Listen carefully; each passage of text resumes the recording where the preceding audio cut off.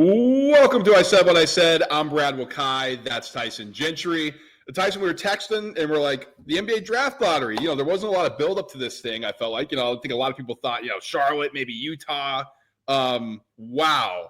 There was quite a bit of reaction after the Dallas Mavericks win the Cooper Flagg sweepstakes. They shockingly get the number one pick. The lottery balls pop into their favor. Nico Harrison looks like a mad genius now. And so we're going to have all the reactions going on here. What's going on with Mavericks? They just said, we are taking Cooper Flagg. They're shutting it down. They're not trading anything, which I think is smart. And then we'll kind of go through the rest, give our thoughts on this thing. I was amused by this thing, folks. I thought it was just hilarious that Dallas won this, fourth longest odds to win this thing. Tyson was not. Now, he's a Suns fan, so he was not as thrilled as I was on this entire thing. I've been sad for a long time, Suns fandom. But, yeah, you introduced me by my name. You should have just said, I'm 𝐸𝐿𝐾𝐿. I'm here with Dead Inside, because that's how I feel after Dallas goes up and wins this thing. I thought it was going to be San Antonio.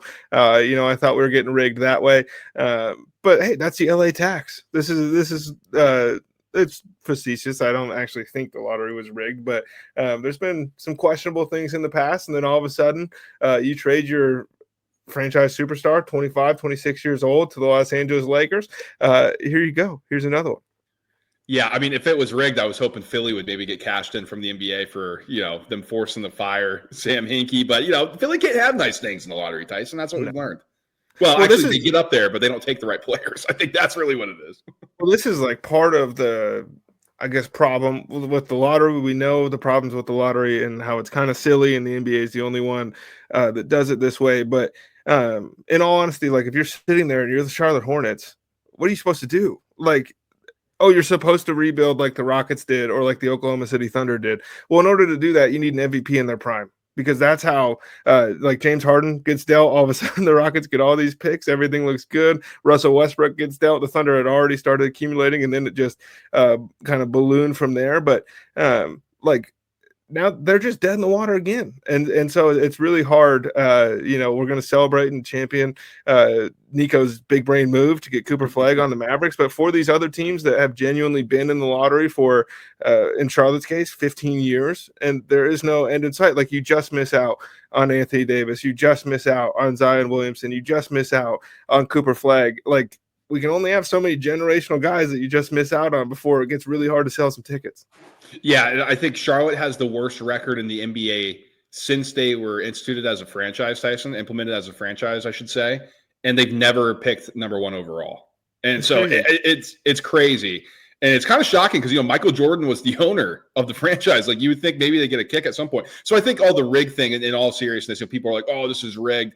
Listen, I mean, there has been some questionable things happening. I mean, you'd have to literally have every single owner in on this. Like, you think Charlotte would be okay with them rigging it for Dallas? I'd be like, what are you talking about? So that whole thing is a joke.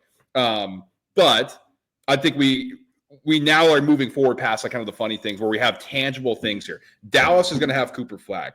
And I want to dive into this, Tyson. We'll go down the list.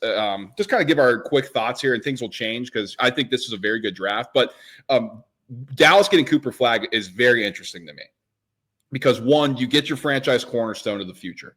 I think this is a kid who can actually legit help them win next year. Now, Kyrie Irving tore his ACL. I'm curious to know what's going to happen with that. Is he going to be able to come back? It's tough. The timeline's tough there. But you pair Cooper Flagg with Anthony Davis. Do you trade away a Gafford, a Lively? I don't know, like one of those pieces, try to bring in a guard that can help you win while Kyrie Irving comes back. To me, this Dallas team now, Tyson, is an interesting team moving forward in the next 2 years. Then you have Cooper Flagg to be able to carry you into the next kind of era of your franchise. So I think you trade away Luka. Everybody's making fun of you, and we made fun of him because it was an insane decision. You get rewarded with Cooper Flagg, and I was like, okay, clean slate. What can you do right now? I think this is the best case scenario for Dallas because you got Anthony Davis as a generational guy. Now you have Cooper Flagg, and you have win now pieces. It's just finding the right guys who can win with Kyrie Irving, and you don't know his timeline. Yeah, and there's going to be a lot of you see Dallas, they got Cooper Flagg. The trade worked or whatever. Just because the result was good doesn't mean the process was good. And so if we're going to sit here and champion what they did, I think that part's a joke. But this is two things kind of based off of what you said. Yes, I think Cooper Flagg can fit into the Dallas Mavericks and help them win games immediately. But this is kind of the juxtaposition of number one picks where when you go to somebody that is generally pretty bad. Dallas doesn't fit that category, but number one picks, like you're going to go into a situation that either has a bunch of assets, like look at what San Antonio has done. Victor Wembanyama goes there, and then they get Castle, rookie of the year. They're going to pick at number 2. Again, they have these other things in the cupboard that they've gotten through DeJounte Murray and other deals. Or you're going to walk into a place where you're expected to win that you're probably not going to get a bunch of help coming your way in year 3 and 4 because they're going to be trying to make the playoffs. So the question kind of becomes, if you're going to have Cooper Flagg for, let's call it what it is in the NBA right now, it's a 9-year cost-controlled contract, basically. Like if he makes All-Pro and you pay him the Supermax, that just is what it is. You got yourself a superstar. That's a win. But you get to control his future now for 9 seasons. What does that look like in year 3 and 4 if Nico Harrison is trying to win now? And how is that going to shape the narrative around this kid? Because I'm already seeing online, why is everyone calling Cooper Flagg generational? He's not as athletic as these other guys. He's not as good as these guys. Guys, he's a legitimate 6'9". He should be a high school senior. He just led the country in every advanced metric that you could want out of a basketball player. So his mid-range bag isn't Carmelo Anthony. If he was coming out in the same class as Paolo Banchero, who you and I both love, if he was coming out in the same class as Markelle Fultz or Jason Tatum as a prospect or some of these other guys, he's going number 1. He doesn't jump off the page the way as Zion Williamson or LeBron James did. But now we're already into the hate cycle where it's like, well, this guy's not generational. What can he do well? He's going to be a 2-way stud in the NBA. Like worst case scenario, folks, this is a Danny Manning career, which was like, he was the far and away best player in his class. And then it was like, well, Danny Manning wasn't as good as he was supposed to be. Cooper Flagg is going to be better than that, I think. But it's just funny. As soon as Dallas gets the pick, it's like, well, Cooper's not even that good anyways. So it is funny that you mentioned that because I do see that. And I think really if you're like the problem is with the NBA stuff and how it's covered is everything is there's no like substantial stuff. It's all like opinions and it's like, right. Well, this guy doesn't know ball or you don't know ball. It's like the people, and because I hate that, but I'm going to say this. The guys who actually are like know Cooper Flagg, like the kid is legit. And if you watch him this year, and I know a lot of NBA guys don't watch a lot of ton of college guys. So I think that's, Tyson, we're uniquely crossed over in the fact that we watch these guys coming out. We watch them in college. I said this. Cooper Flagg's the best NBA prospect that I've seen since Anthony Davis. And I love Cade Cunningham. I'd probably put him as number 2. And he's up Cade there, Cunningham was insane. I think Cade Cunningham, if he didn't tear his ACL, you saw what he did last year early in his career. Yeah, right. U.S. based coming out, right? Because Wemby and all that. So I'm thinking coming out domestically. We love Banchero. Banchero didn't have the deep shot. I think Flagg doesn't quite as either. But the thing that Cooper Flagg does better than all these other guys that have come out since Anthony Davis is the ability to play defense. Yeah, and why do people burn out early in their careers when you're 18 coming into a man's game? It's because you can't defend, right? That's the problem. College basketball, everybody talks about, they just try harder on defense. Yeah, but there's a reason why Jimmer Fredette and Kemba Walker, maybe Kemba wasn't the best, but why those guys aren't stars, not the best example, like they were in college. Is because you have to defend and because the defense is harder, right? Like you're not playing a 6'1" guard anymore. You're playing a 6'5", 6'6" guard. So Cooper Flagg has the ability to defend. I think he's going to walk in day one and make an impact for Dallas on the defensive end. Now, what will his offense look like? That's where I think we can get a little bit, okay, what does that jump shot look like going forward? Is the mid-range game ever going to develop to the point where he can be effective? We'll see. But he's going to be an impactful player on the defensive end. And worst case scenario, Tyson, if you're 𝐟𝐨𝐫𝐿𝐵𝐿𝐵, that's a damn good career too. Oh, he might just be a supercharged Gordon Hayward, which like now, if you go on the internet, then it's like, oh, I can't believe you would ever comp this guy to Gordon Hayward. Gordon Hayward was, when he got traded to the Celtics, that was like world breaking. It was like, oh my God, they just got him and Kyrie Irving, and then he breaks his leg. He's never the same. But Gordon Hayward was a hell of a player. And if Cooper Flagg is just a better two-way version of that, you got yourself probably a top 5 player in the NBA. And this isn't supposed to be about Cooper Flagg. It's supposed to be about the Dallas Mavericks winning the draft lottery. And I think for them, look, dude, like a bailout of all bailouts. If he is who we think he is, if he is who he's supposed to be, if he is who we think he is, I still don't think he's going to be Luka as far as like putting the ball in the bucket, putting butts in seats, but he might be better for winning. And that's the truth. Right. So last thing before we kind of move on, we'll get some quick hitters the rest of the way down the board and give some early thoughts the rest of the way. If you're the Dallas Mavericks, do you try to trade out of this pick, or do you think you just take Cooper Flagg? I mean, I'd trade out of the pick if the Bucks were like, "Hey, do you want to do a Cooper Flagg for Giannis 1-for-1 straight up swap or like something like that?" Or like we'll add something to it. But no, it is interesting though because Nico told us during the Luka thing that a long-term window for me is 3 years, it's 3 to 5 years, and so how does this guy who's probably dude, he's going to be 21 years old, 22 years old by the time he's up for his second contract. Does that fit in with the quote unquote long-term plans of the Dallas Mavericks? Brad, it shouldn't matter. It shouldn't matter. You take Cooper Flagg if you're Dallas to me. Like even I'm telling you, this may sound crazy, and people, you can roast me in the comments if you want. If the Bucks offered me, if I'm in charge of the Mavericks, 1-for-1 Cooper Flagg or Giannis, I'm sticking with Flagg, man. Like that is your guy to build around. You're getting the lottery ticket back. Like the fans hated you because you traded away one guy. This is the other guy. Don't do anything stupid here. Take the kid and let's roll with it. And I think he can help you win now. So Tyson, let's move into the Spurs. They have the second pick here. I'm curious to see what they do. To me, they're somebody you can trade out. And I want to keep an eye on that because you look at the mock drafts and it's Dylan Harper. It's maybe Ace Bailey if they want to go that route. Sure, if you want to take the long play and you go, yeah, we can do, we'll build another guy and we go with Stephon Castle and De'Aaron Fox and Wemby. But that to me is like, man, if we can dangle somebody, like, if Charlotte wants to go up and get somebody, like if they're that confident, not that Charlotte has anybody you want to necessarily flip, but like one of these other teams down who are kind of lurking. I think the draft really starts at San Antonio, of course, because Cooper Flagg's going number 1. But San Antonio to me is in an interesting spot where they can straddle. Do we want to play the long game with Wembanyama, or can we go all in right now? We know Wembanyama can play. We have De'Aaron Fox. Let's go get a real piece right now and trade out the number 2 spot. And the Spurs have made a fairly concerted effort, like back to Vassell, basically. Like they want to take guys who have shown that they play winning basketball and they demonstrated winning games at the level that they were at. Obviously, Victor Wembanyama was a no-brainer. That guy could have gone 0-40 in EuroLeague, and you would have taken him. But like the Rutgers kids didn't win, and like how does that fit in? If you're going to Stephon Castle comes from the winningest college program during his time in college, right? And so all of this to say, like, I don't necessarily know which way they're going to go, but as far as vets go, it doesn't make a ton of sense to add somebody on the wrong side of 32 or whatever it is to this core either. And like Charlotte would be interesting if you could get them to propose Brandon Miller plus, and like they're not going to do that. And so it's I think that we're going to learn a lot about how the Spurs feel about their roster, in the coming months before June.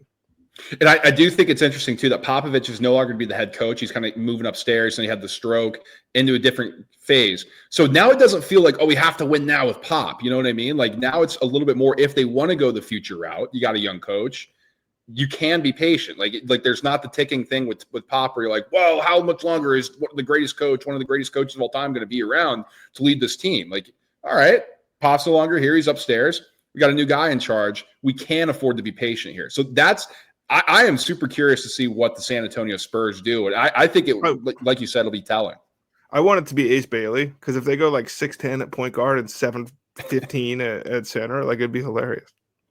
Well, let's get into my 76ers because I am curious what they do here because Flagg was a dream. I think Cooper Flagg would have been great in Philly, and that would have solved a lot on the wing because that's still a major issue they have. What does San Antonio do, right? Like, I think if you're the Sixers, you are praying that Ace Bailey falls to you at 3. You got your guards, right? You got Maxey and you got Jared McCain. Jared McCain looked great before tearing his knee up. The Joel Embiid thing is still an albatross, and you added another one with Paul George. You just need a new guy on the wing, and that's, to me, Ace Bailey. Now, I do think it's hilarious, Tyson, because 76ers fans see the Ace Bailey 6'10", they're like, we need that power forward. I'm like, brother, this guy is a twig, man. He wants the ball. He wants to be out at the three-point line. He wants to be dribbling. He wants to be Paul George. Like, this isn't Dale Davis power forward, brother. Like, this guy's a winger. But I think if what you do if you're Philly, you're hoping it's Ace Bailey. Don't overthink it. I think there's a lot of people nervous in Philly that it's going to be 𝐬𝐿𝐵𝐿, which that would be a disaster to me. Like that's trading out and not taking Jason Tatum, man. I mean, that's the disaster in my opinion. You think the difference between VJ and Ace Bailey is as big as it could be a Tatum to Fultz situation? I do. Yeah, I think Ace Bailey, and I'm not a big Ace Bailey guy, but the ceiling that he has, like you almost have to take a chance on that because I know a lot of people in this audience didn't follow us back when we were talking draft stuff when Zach LaVine was coming out. That was a big point of contention for us on the podcast because we like production, but we both said if the guy hits, like he's averaged 6 points a game, 4 points a game in college. We're like, but the tools, man. Sometimes you got to take a chance on the upside there. Now, he went a little bit lower than 3. LaVine did. He snuck in the lot. It was because he got drafted by the Wolves and pretended to not be crying that he got drafted by the Wolves. I think it was 10. It was 8 or 12 or something like that. I could look it up, but I'm going off the top of my head here. But so you are taking a risk if you're Philly because if you're 3, you need this guy to be an all-star for the next 10 years. Like that's the type of guy, especially in this draft, that you need to hit. So I think it's Ace Bailey. You have to roll the dice here. You disagree with that? I don't know if I disagree. I just don't think I like 𝐦𝐵𝐽 to me as likely to hit as Ace Bailey in the league. Like I think both of those guys, like if they go to the Wizards, they're going to average 25 points a game by the end of their first contract. And I think that both of those guys, if you put them on the Philadelphia 76ers, impact winning 0% for their first couple of years. And that's when you're trying to look, we've been saying this for 15 years. Like at a certain point, like they're not trying to change the culture. It just is what it is in Philadelphia, and maybe that's fine. And maybe I'm overreacting, but they got to get a dog, like just one at this point. Well, they got Maxey, and I think that's the dog you got. But you need a dog that's not 6 foot tall, 180 pounds. Like you need somebody that can go in there and punch somebody else in the face. Right, exactly. And like you kind of mentioned that when we were talking about with the Spurs, there wasn't a lot of winning going on at Rutgers, and that was a little bit different of a culture thing at Rutgers where it was hard-nosed before under the coach, kind of how they built that program. And you get the 2 lottery guys and you get the 5 stars, and it was a little bit different this year for Rutgers basketball comparatively. Tyson, let's talk about this. Yeah, true. They still suck. True. They still were, not great. I want to talk about the Hornets, Jazz, Wizards because I just don't know what they do here. Like, obviously, their plans are upset here. Like, they tanked, they were bad. And now they're sitting 4, 5, and 6. I think this is a good enough draft where they can get solid players, but you're not getting franchise changers, and that's what these teams need. Charlotte at 4. Okay, yeah. Can you add somebody that's going to play with Brandon Miller? It's going to play with LaMelo. Are you doing the same thing here? Utah. I don't know what the plan is at Utah anymore. Like, Danny Ainge, what is the plan there? Is there a mastermind thing coming, or are we kind of still living off the old reputation there? Washington, it's just a mess. Like, anybody that they get is going to be whatever it happens in Washington, like I just don't know where these franchises go, how they approach this draft, what they are looking for as of now. Well, for the Hornets are a little different in that you can at least talk yourself, okay, LaMelo is going to get healthy, Brandon Miller is going to get healthy. It's going to be fun.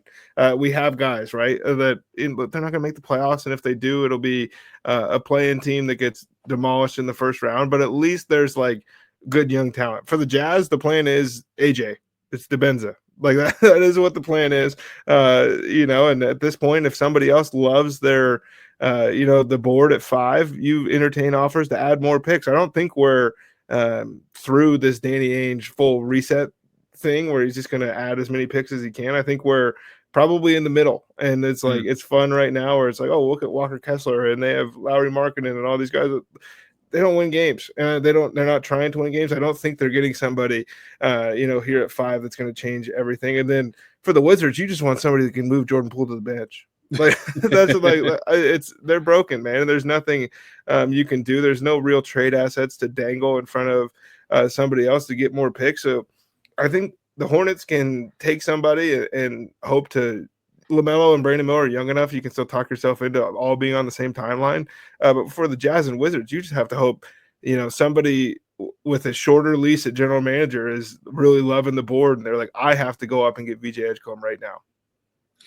Let's close here, Tyson, with just early lottery thoughts the rest of the way. So Dallas 1, San Antonio 2, Philly 3, Charlotte 4, Utah 5, Washington 6. We gave our early thoughts there. But the rest of the way looks interesting to me because you got New Orleans at 7. Brooklyn at 8, Toronto at 9, Houston at 10, which is interesting. You got Portland at 11, Chicago at 12, Atlanta 13, then the Spurs again at 14. So just kind of go through some couple things here. What jumps out to you? And we'll kind of just, spitball around and get out of here and just kind of close and keep an eye on the mock drafts and all that good stuff. Jalen Green plus 10 equals what level of player? Well, I think they're going to try to get Booker. You're the Suns guy. Is that enough for you?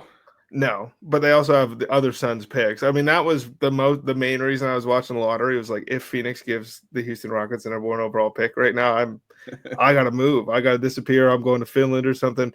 So that's interesting. I think because Book is the play. I think as well. And how is this gonna like? What is Cleveland, interested in adding somebody? Not that they're going to impact the lottery, but there are still teams playing who are going to be big players for some of these guys. The Kevin Durant's of the world, the Giannis's, these guys that we're going to hear about. Oh, they want to be traded, or they outright have said they don't want to be on their current team. How's that going to shake out? Because the thing with the NBA, Brad, is they're very different and they're all on different timelines, but the Milwaukee Bucks making a move is going to impact the way that the Washington Wizards want to move forward, and it just is what it is, and that's the way the league works. We got to start paying attention to some of these price tags, because if we get early trades here with some of these picks, then it's going to dictate what happens for the rest of it. But that is what really jumped out at me watching it, was like, okay, Houston gets the number 10 pick, and if they want to move off Jalen Green, let's see if they make a push for a star. Like New Orleans, I don't care. Like, I just don't. I think, dude, they could draft anybody, and it's not going to change where their team's at. Some of these teams are in the back end of the lottery, and no matter who they pick, they're going to be in the back end of the lottery a year from now. Yeah, I think New Orleans, just looking at things, come on, Malawach is the play there. They need a big guy. They need to have a ceiling. It's got to be. And you can hide Zion a little bit. They didn't have a 5. Zion even going to be there. What's Zion? Did they try to trade him? Like, is that something? Do you look and try to trade him to San Antonio? Is that something? You flip Zion, you get the 2, you completely reset whatever else San Antonio is willing to give you. Even Charlotte, like, you get a star there. He's from, the Carolinas. Like, is that something? Like, there's a ton of stuff that we can discuss and dissect. But I'm with you. Like, for me, Brooklyn and Toronto, 8 and 9, like, that has no impact on anything for me. Like, I don't know if Brooklyn can get anybody down there that's going to change anything in the East. Same with Toronto. Like, Scotty Barnes won Rookie of the Year. I don't know what is going on up north. You know what I mean? Like, what is the future look like? We don't know what's going on up north in Scotty Barnes' head. That's true, too. Portland getting the 11th pick, brother. Wow. I mean, you kind of – the Scoot thing, I don't want to – like, listen, especially when these kids are 18, like, we don't like burying them because, you got to play in this league a little bit. I think the Billups direction, it's more developmental. It's not his fault what's going on there. I don't know if they have any idea what's going on because they're trying to trade the team now. Like, that thing's up for sale. Are they going to go even more patient? Are the new ownership's going to come in and they're like, no, we want Kevin Durant. We want to reunite with Damian Lillard. God, I hope so. Towards Achilles, all that. Like, is it going to be an aggressive play? Like your boy Ishbia, I'm going to take over the Suns. I want to win, and I'm going to be aggressive. That's something that could come into play. My boy. Chicago at 12. Tyson. What? Like, Chicago just perplexes me every single time here. They finally got into the lottery, so shout out to Chicago. Yeah, that was a huge win. It was a huge win for him. But what's his name? The Euro. I can't pronounce it. Bezalis or something or Bizelich. Yeah, I struggle. Yeah, something like that. He looks like he can actually go a little bit. And Kobe White, actually, I think he's exceeding some expectations. There's pieces there. But there's just not a game. You're just not going to get a game changer at 12. Are they somebody who can go up and maybe be aggressive? Like, I don't know. Maybe not, because Chicago doesn't seem to be aggressive on the front of anything like that. Atlanta at 13. Who knows? I feel like does anybody know what's going on? Doesn't matter. They're still going to be. They're either going to be lottery or they're going to be there. Like, it's just crazy. And then San Antonio again at 14. That to me is interesting. I'm curious if anybody wants to get into the lottery. If somebody's there, are they able to package the 2 and the 14 to go get a guy? So there's some interesting stuff here in this lottery. No, there's like a lot of what is going to happen is going to be informed by, do the Thunder lose? Do they want to add somebody? Or do the Cavs lose? Do they want to add somebody? And then we're going to see, Zion is up for trade. Well, the Spurs have 2 and 14, and they're going to be dangling things around. It's going to be really fun. It's going to be fast paced, but I always think about how much and how excited. Do you remember Kendall Marshall when he came out of North Carolina? And it was like he fell to 13. The Suns just drafted him with the 13th pick. Are you kidding me? Like, that's who we're talking about here at the back end of the lottery. So if you watch a ton of college basketball, it's always, you got to keep in mind that just because some of these guys rock doesn't mean they can play. Because Ty Jerome is making a bunch of people who took 50 guards in that draft class ahead of him look a little silly right now. And that's just is the nature of the beast. San Antonio trades 2 and 14 to the Clippers for Kawhi Leonard. What do you He's think not about going that? back to San Antonio. Dude. Uncle Dennis will throw a fit, dude. Uncle Dennis will have him. No way. Think about it, man. Clippers need some new life, man. What happened to Uncle Dennis? This. I don't know. That's a good question. Kawhi went to LA and all of a sudden his uncle doesn't exist anymore. This whole thing was just a farce. Yeah, maybe he never existed. I mean, that would be a pretty Kawhi Leonard thing. But Right? all in all, the NBA draft lottery is stupid. We should give the worst team in the league the number 1 pick. We should stop with ping pong balls and all this other stuff. But outside of that, it's pretty fun TV. Here's the thing. These guys all tank anyway. And like, That's just true. like no, That's the thing. It's like you're tanking for what? A 3.2% better chance that this machine spits out your your pick. Like the Mavericks had a 1.8% chance. They were trying to make the playoffs. They were in the play and they won a game. And now they get to add Cooper Flagg. now they get to add Cooper Flagg. And it's like, here's like, oh, well, we want to deter the tanking. They're still tanking. Like these teams suck. Like just because like Washington, Utah, and Charlotte were unwatchable. Like New Orleans was awful this year. They're not getting reward. They're not getting any better. They're in purgatory. Like we still have to watch these teams be bad for the next 5 years because you guys won't just freaking reward them. Be like, oh, fine. Here's a great player. Yeah. And reward might not even be the word. It's like it's like equitable. Whereas reward the fans. Like we don't watch that crap anymore. God. No, like I couldn't imagine. I mean, to live in Charlotte and have your NBA team be the 3rd best basketball team in a 50-mile radius is crazy. It is tough. It is tough. All right, let's get out of here. Lottery thoughts. We had to do it. Like, subscribe, and share the show on the way out. Smash that like button. Don't miss a single thing we do. We got golf stuff coming. PGA Championship. We're completely flipping gears. That's what we do here on I Said What I Said. So stay connected with us. Don't miss a single thing. We'll talk to you all later. Peace.